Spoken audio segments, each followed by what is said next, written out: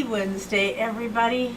I am glad that you could be here. Whether you're joining me live or you're joining me on a replay, I'm very grateful that you chose to be here with me. Okay, so let's get going here and see what we can figure out today. Did you know, and if you read the intro to our live today, you probably did know that today is Silence the Shame Day. It is a national Silence the Shame Day holiday. Now, let's just turn this off. And I had some butter melting in the microwave, and it is done because today we are making Hollandaise sauce.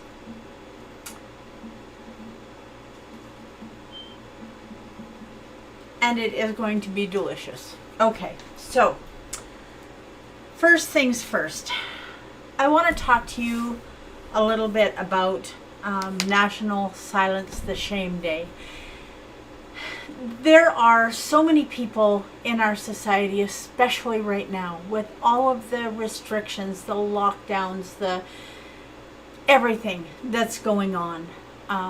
We have got more mental health issues in our society than we ever have. And the shame around a mental health issue can be as debilitating as the mental health issue itself. So I want to talk a little bit about it today. And I want to tell you about my personal journey with mental health. In Canada, in February, I believe, Bell Mobile has a Let's Talk Day on whatever it is. And they, for weeks beforehand, they advertise it on TV. They have all kinds of commercials. It's on the radio. It's in the newspaper. It's everywhere. They want everybody to know about it. And they want to talk about mental health. And a few years ago, and for several years, I would see those advertisements and I would be so angry. And I thought, these people that are saying that they're depressed need to just get over it. They need to just suck it up and get on with life, because that's what I do. Nobody ever asked me how I feel. And I would go on this personal rant that I never ever shared with anybody. Now, for any of you that have watched me for any amount of time, you will know that my husband is absolutely my best friend. And yet, I didn't even share it with him. And it wasn't even so much because of shame at that point, because I didn't realize that I was dealing with depression. But I was ashamed of how I felt when I saw that commercial. And it wasn't until I did know that I dealt with some anxiety. I absolutely knew that. But that was just a thing. You just deal with it. And I was never one that had a lot of self-pride because of my weight, because of how my body looked, because of how I felt, because there were so many things that led to that. So that being said, I do have some experience with mental health issues. I was bullied as a kid. I was abused sexually and physically as a child. That comes with baggage. It comes with some mental trauma that, if it isn't dealt with, it's there. And that kind of trauma, that kind of shame is something that so many people deal with. Now, if you don't deal with that, if mentally and physically you are just 100% okay with where you are, you have no idea how grateful I am for you. But if that's you, I want you to remember that not everybody is there. They're just not. And when you look at someone who is talking about depression, you look at someone who is dealing with obesity, you look at someone who's dealing with anxiety, you look at someone who's dealing with trauma from their background, I want you to remember that that could have been you. It could have. And it was me. So how did I get past it? And for any of you that know me, you know what I'm going to say next. The answer for me was keto. It was living a ketogenic lifestyle that hugely reduced the inflammation in my body. And when you think about inflammation in your body, inflammation does not stop here. Inflammation goes all the way to the top, which means I was dealing with a chronic low-grade inflammation in my brain. And I had no idea, and neither did anybody else. I didn't know until it was gone. And it wasn't gone until I stopped eating inflammatory foods. It wasn't gone until I adopted a way of eating that supported good mental health, that supported decreased inflammation, that supported getting rid of brain fog, that supported my body in the way it needed to be supported. So does that mean it will work that way instantly for everybody? No, that's not what it means. It was probably 6 months, 6 or 7 months, before I recognized this huge shift that had happened. And when it's something that happens very slowly, it's kind of like the old story about putting a frog in a pot of cold water. I don't know why anybody would want to do that to a frog, but that's my ADHD brain taking off on another tangent. I had done everything I knew how to do and a few things that I didn't know how to do to try and be okay with me. I went so far as to have bariatric surgery done, which I will tell you did not work. So I thought I knew what I needed to do to get my weight at a normal level. I thought I knew what I needed to do to feel better. Turns out I didn't know. And a lot of people that are dealing with mental illness in whatever form, and I don't care whether you are someone who's being abused or someone who has been diagnosed with schizophrenia or borderline personality disorder or battered spouse syndrome, or you're dealing with the trauma that comes from whatever happened to you in your childhood, whatever it is, you don't have to deal alone, and you don't have to feel ashamed, because whatever it is not your fault. It's not your fault. And the more you keep quiet, the more you don't talk to people about what's going on with you, the more you don't talk to people who you see suffering with mental illness, even if you don't, the worse it gets, and the more ashamed we become, and we shouldn't. So, I want you to own who you are, and know that the fact that you have gone through something, the fact that you have been diagnosed with something, does not make that who you are. It makes it something you have to deal with. But it's not who you are. Who you are is an amazing person that has the right to use your voice and the right to speak out about mental health or the struggles that you're having with it, or both. So be the voice of change, because that's what we need. We need the voice of change. Okay, I've spent long enough talking about that. So next we are going to do something that is going to support you being the voice of change, because we're going to make some Hollandaise sauce today. And we're going to make breakfast to go with it. So the first thing we are going to do is take these eggs out of this bowl. I should have had a second bowl here maybe. I'm thinking. Okay. Yep, they're just going to roll away on me. So here we go. Second bowl right here. Okay. Now we are going to separate these eggs. So the very first thing that you're going to do is, have you ever noticed that eggs come with their very own egg separator? Have you noticed that? I have an egg separator. I don't use it very often, but I do have one. Now, if you are joining me, whenever it is you're joining me, whether it's live or whether it's later on, I want you to let me know that you're here. So give me a like or a love, or give me a cranky face. Give me something. Let me know that you're here. And say hi in the chat. So we've got the egg white in the totally wrong bowl. Oh my goodness. Okay, well, you know what? That's okay. Yeah, that is okay. I just totally did that upside down. Okay, well, you know what? It is what it is.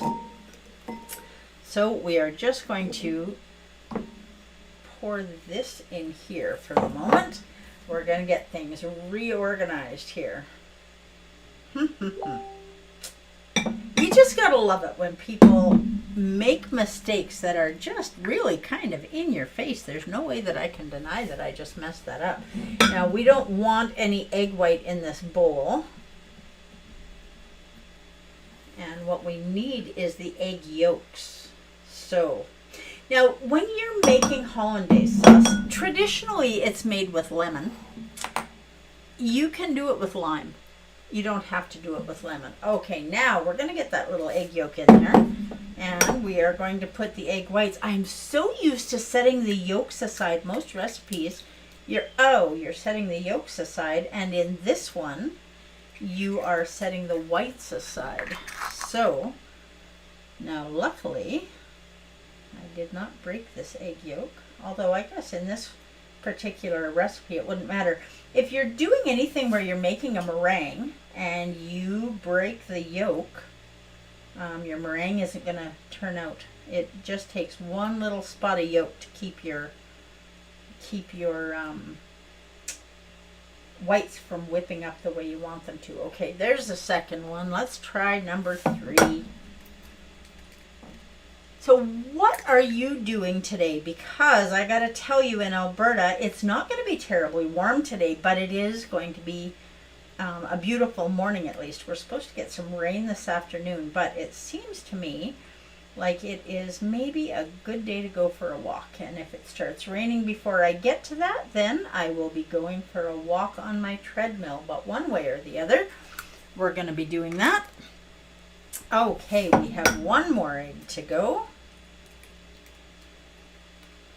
Let's see if we can do this without dropping the egg yolk in the bowl. And almost. Now, we have talked before about not using just plain egg whites. Now, why are we not using plain egg whites? For years we were told, make an egg white omelet. That's what you need to do, because if you make an egg white omelet, you're not getting all of the cholesterol. And good morning, Tammy. Oh, that's awesome. Thank you so much for sharing this. For any of you that are here, please feel free to share this with your friends, your family. You can share it with people that you don't even like if you want. You have my permission to share it with everybody. Okay, so we get the eggshells out of the way. We don't need those anymore. We do, however, need some lemon juice. So I've got 4 egg yolks, and just get this mess that I made cleaned up now that I've got everything in the correct bowl. Now we're going to add 1 tablespoon of lemon juice. Now you can add a little bit more lemon juice later on. Now this is fresh squeezed lemon juice, guys. This is not bottled lemon juice. So anytime you have the opportunity, always use fresh squeezed. Now, before we go too terribly far with any heat, we're going to beat this up. You want this to be about double in size and really nice and fluffy, and so it takes a minute or 2 to do it, but it is well worth the effort. And if your eggs are room temperature, that will help it happen a little bit faster. If you can see already, now I know this is probably noisy, But you can see that this is absolutely getting bigger and fluffier already. Okay, that is about good. Now, whoa, we're going to make a mess. We're going to turn this on, and we're going to turn it on 1. Because we want the water that we're going to set this over to just be barely simmering and absolutely not touching the bottom of the bowl. Because what happens if you're touching the bottom of the bowl, you're going to end up scrambling your eggs. Now, I am just going to make a camera adjustment. There we go. There. Slight camera adjustment. Have you noticed my sign? You know, this is the time of year when we have farmers out. Now, I am going to get a quieter whisk because that metal one is really noisy, and I would rather not have to listen to it. And I am reasonably sure that you guys feel the same way. So, there we go. That's set aside, and this amazing little whisk that has covered silicone covered wires is much nicer. Now I am just slowly going to pour the butter into this. This is easy to make as long as you don't overheat your eggs. And if you overheat this while you're doing it, you're going to have scrambled eggs with butter in them, and that's not what we want. Okay, so the egg whites that we have here, we are going to use our Hollandaise sauce on the egg whites. And you know, a lot of times it is hard to figure out what to do with the egg whites. I make flavored meringues quite often, and so I never have a problem finding something to do. It's finding the time to do it. But today we're going to use them for breakfast. So I'll show you what we're going to do in a little while, because all of the fat and a lot of the goodness that we have in eggs is in the yolk. So we put the yolk in the Hollandaise sauce, and just a little bit of butter at a time. You don't want to do this too quickly. And you want to keep beating it and beating it and beating it.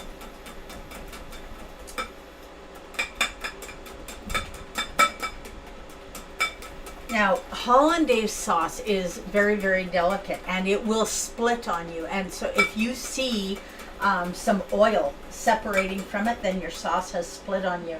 That is why we keep it at a very low temperature so that it does not split. And once it's cooled off, reheating it has to be done very, very gently. If you have it in a container, set that container in just some barely warm water. You're never going to have Hollandaise sauce hot, because if it gets too hot, it's going to split. So Hollandaise sauce at the very best is going to be warm, just barely warm. Okay, and this is, if you can see this, this is getting absolutely lovely. So I preheated this pot of water, and that's actually something that I wanted to tell you guys about too. We've talked about boiling eggs or not boiling eggs, as the case may be. Steaming eggs is a much better way to go because they are so much easier to peel. Before you put your eggs into steam, heat the water up, because if you know the water is already boiling, then you know exactly how long to put the eggs in for. If your water isn't boiling yet, then you're kind of guessing a little bit. Okay, we have a little bit more. Now you can use ghee to do this as well. I prefer to use butter, but this is getting so thick and beautiful. And I add, now there we go, that is the end of that.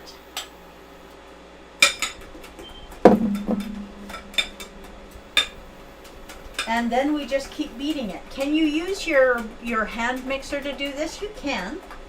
There's not a reason that you can't. I prefer to do it this way because it's good exercise.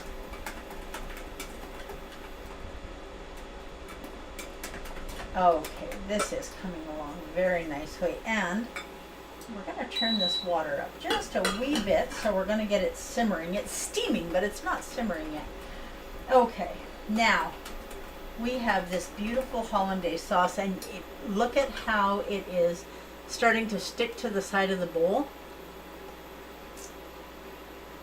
You can see when it does that it is starting to get thick. So this is beautiful, and now is the time when we really want to make sure that we're only thickening it. We're not letting it get too hot, or it will split on us and just not be nice. So I'm really watching that pot of water underneath it very carefully.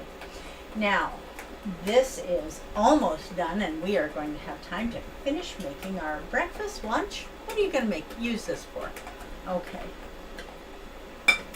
Now we are going to add just a pinch of salt and a pinch of cayenne pepper in here. Now this is just going to give it that little bit of extra zing. And then, oh, look at how that's sticking to the spoon. You know what? I am going to be happier with this if there is just a wee bit more lemon in it, because I like mine lemony. Maybe, yeah, I put in maybe half a tablespoon. Okay, now let's keep going here. Oh, this is absolutely going to be amazingly beautiful. Grab another spoon and see if that did it. Perfect. Now, a lot of times when you find recipes for hollandaise sauce, you'll see that they use unsalted butter. I don't. I use salted butter. I like things a little bit salty, so that's good. This is beautiful, and as it sits, it's going to thicken a little bit, and that is just exactly what we want to happen. Okay, so what happens next is we're going to turn that off for a minute, set this over here. Oh, that is absolutely lovely. And we're going to let that thicken a little bit. And while we do that, we're going to bring another pan out that we're going to need. I should have had this under my counter where I could grab it easier. Okay, now the egg whites. What on earth are we going to do with the egg whites? Well, because there's no fat to speak of in egg whites, and we are all about the fat when we're on keto, fat and protein.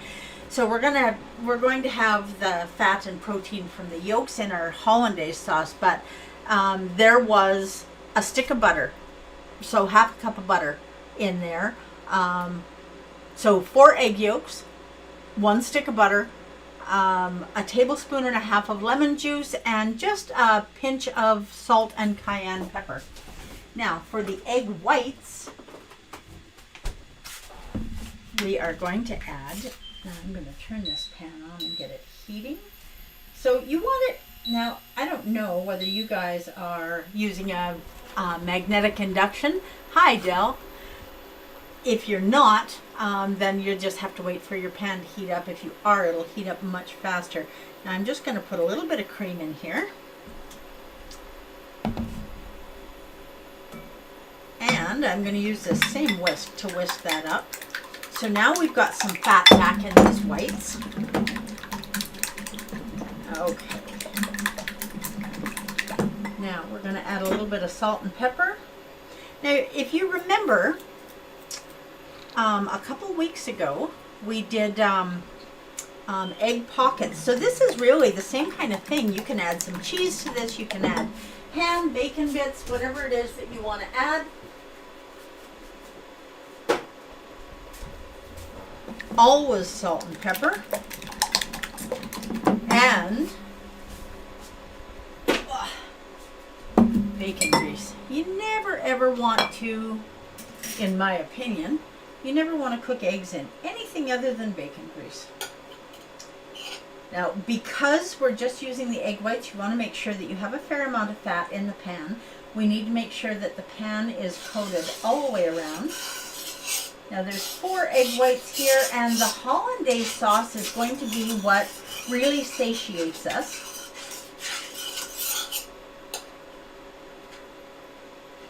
Okay. Now we maybe need a little bit more in there.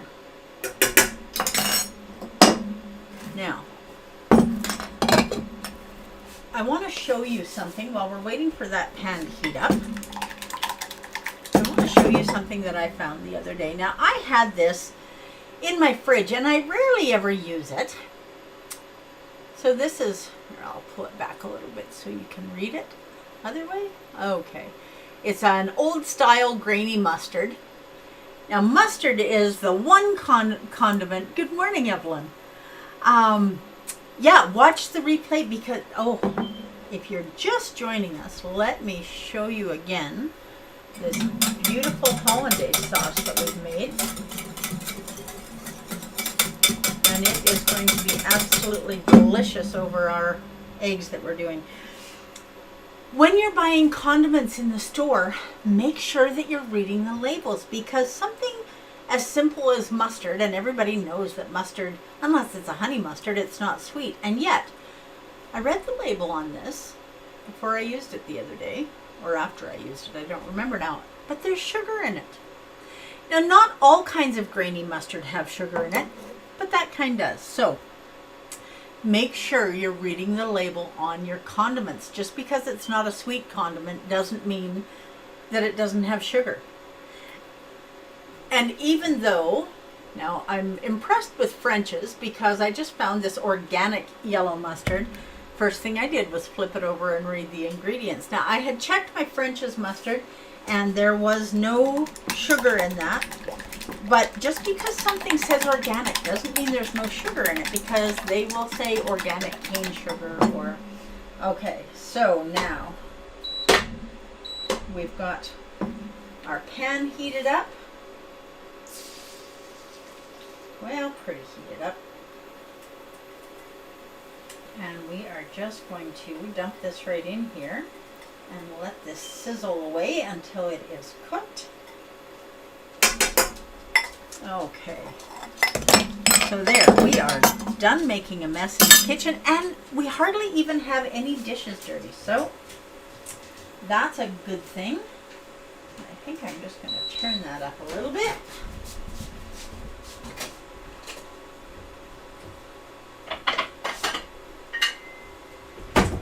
Okay, now, as this sizzles, you're going to be able to roll this into, you can make it like a crepe, you can do it like an omelet, you can do whatever you want.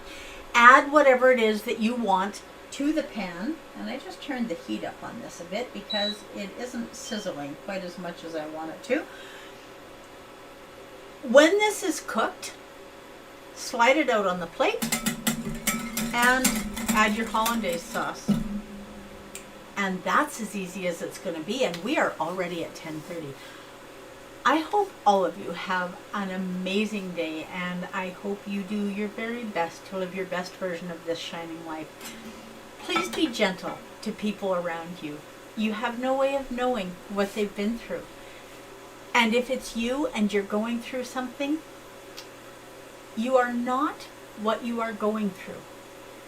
That's not who you are. That's what you have to deal with, but it's not who you are. Please remember that. So it is up to all of us to help silence the shame around mental health. And this is starting to cook beautifully. And so we're just gonna, now see, I'm keeping you guys a little bit extra, but that is okay. I'm not gonna flip this, because it's thin enough that it is cooking through very well. So I am just going to treat this like an omelet. And look at that. That is absolutely gorgeous. We're going to let that cook for another minute. And there is no possible way that I can eat all of this, and look at it puffing up. So this is beautiful, and that is about done inside. So I am just going to cut this in half. So 4 egg whites, that's a little more than I can handle. So we've got our pan turned off. Here, I'll turn the handle this way for you. Put this on my plate. If you want a little more fat with this, add a little bit of avocado to your plate. Okay, let's get this over here where you guys can see it.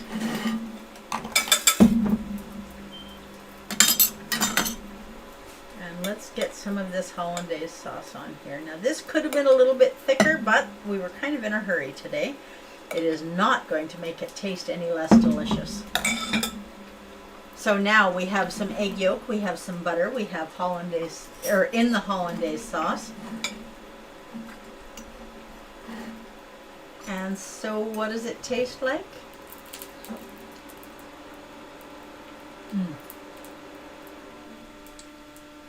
That is awesome.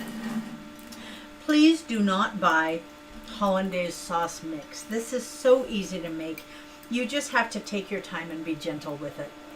So do this for the people that you love. That's awesome. And I hope that one of those people that you love right at the top of the list is you, because you deserve that. I'm going to say goodbye for now, but I will see you on Friday morning.